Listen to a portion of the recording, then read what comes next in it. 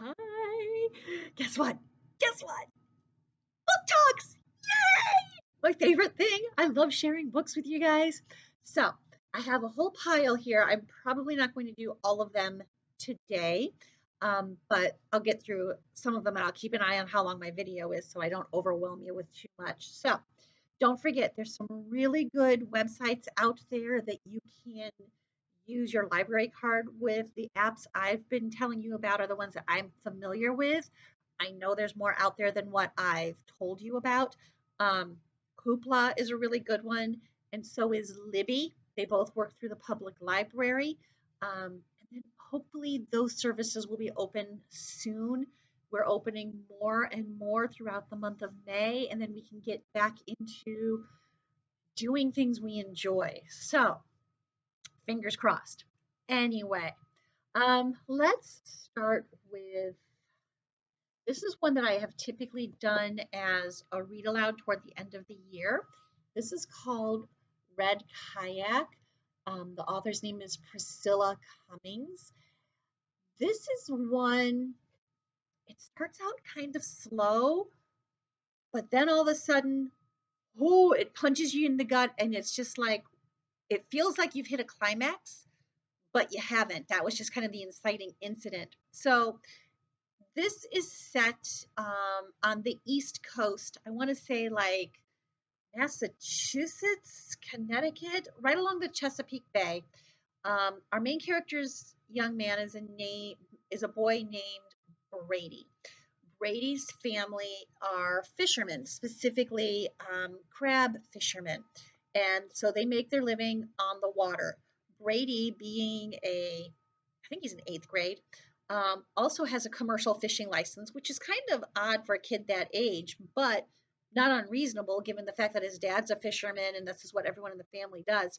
And they're out on the water all the time. Their house is right up against a creek or a river, and they have a boat dock where they have their fishing boats behind their house. Anyway, um, in this particular town, things are getting kind of tight economically.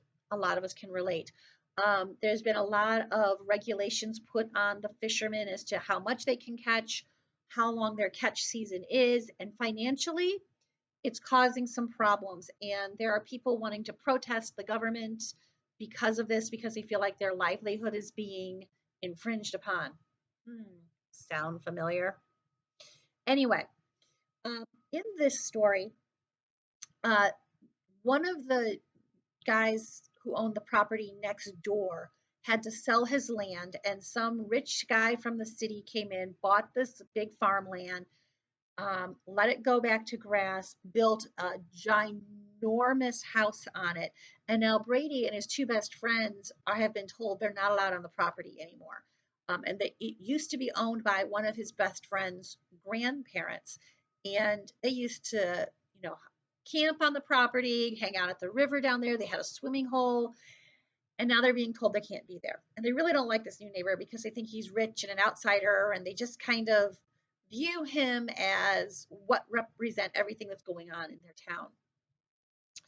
Well, they see their neighbor go out in this red kayak one day and they start yelling stupid, nasty stuff to him. And then they get on the bus and they go off to school.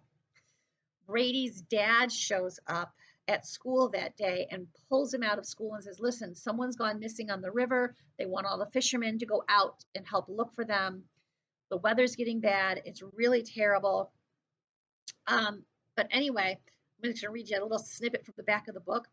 The first thing I did was get his wet life jacket off, that and his soaked parka. Sorry.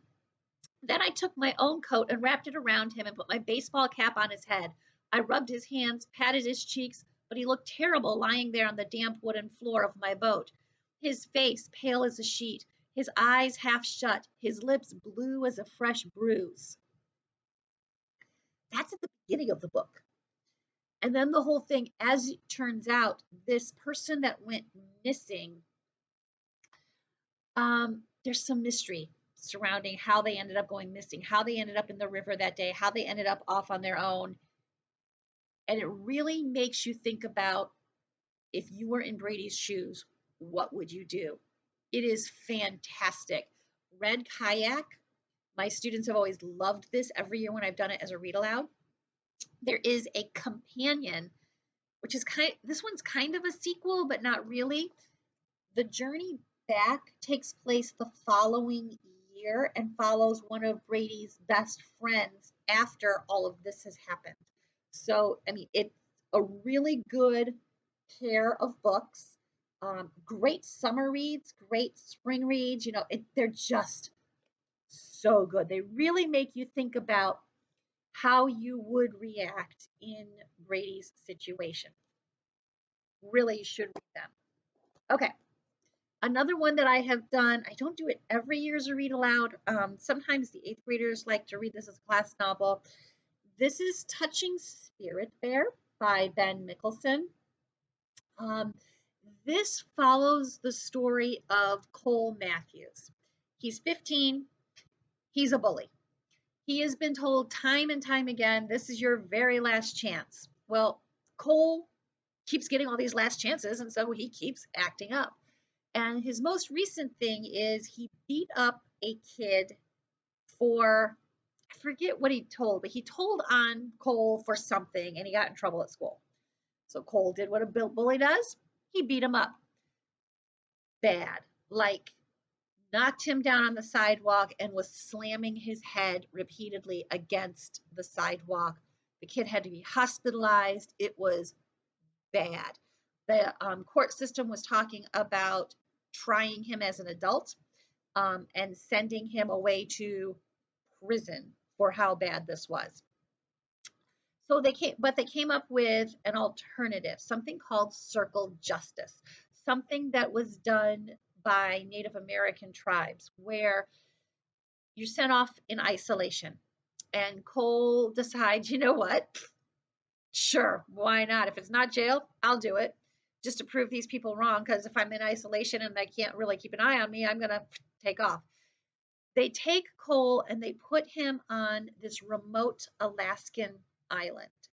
And he's going to have to live on his own, survive on his own for one whole year. Someone will come in every few weeks to bring him supplies, food and stuff, to make sure he has medicine if he needs it, bring him schoolwork, pick up the schoolwork that he was supposed to do and return it. So he's not completely alone, but he's going to be isolated for long periods of time. And when the person comes in, it's really just here's your stuff. You doing okay? Do you need anything? Now I'm going to leave.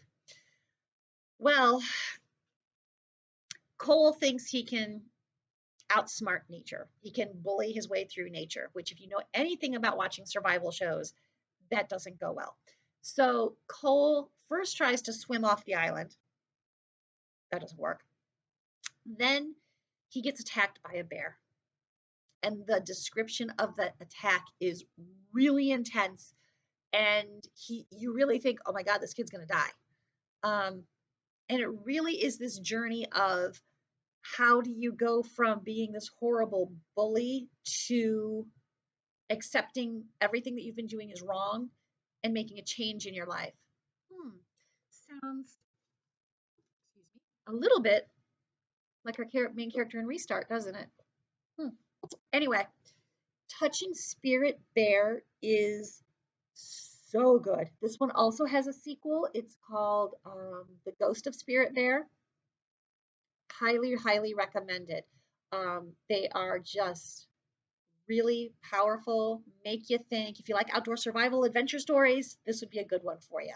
Okay, so another one, I'm not sure if I talked about this one in class or not, or when we were at the library or not. I have read this with my RECA classes a few times. This is The Watsons Go to Birmingham, 1963. And it's written by Christopher Paul Curtis. It's set during the Civil Rights Movement, and very famously, there was a church that was bombed in Birmingham, Alabama. And this is about a family that is affected by that bombing. So it's historical fiction. There is some reality here, and there is some fiction because our main character is a made up person. His family is made up. but the events that happen in Mississippi actually, or Alabama actually happened. So if you liked reading about the Little Rock Nine and all of these different time periods that we've been reading, this civil rights time period that we're talking about, Watson's Go to Birmingham, 1963 is fantastic. Love it, love it, love it. Okay. Um, One that I did as a read aloud with one of the classes, Things Not Seen by Andrew Clements. Imagine waking up one day completely invisible. This is the story of Bobby Phillips. He was from Chicago and he woke up one day completely invisible. It's science fiction and it's really, really good because it really makes you think about the science behind it.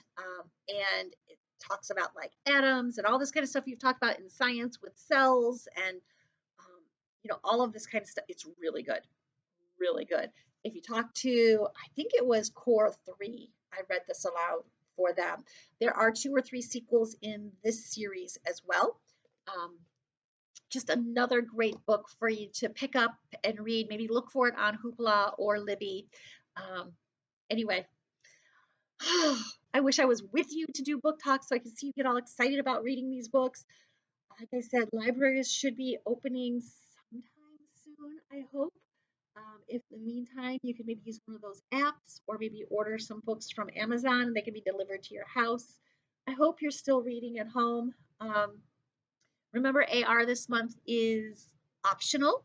It's not required. It's always been an option in May because we always had to have our books returned to the library halfway through the month because Mrs. Snyder has to do inventory, which, by the way, I know you all still have library books from Mrs. Snyder.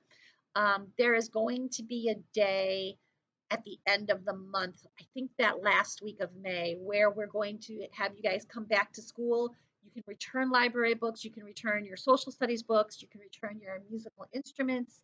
Um, and we have cleaned out your lockers and have everything bagged up, and you'll be able to pick up everything from your locker.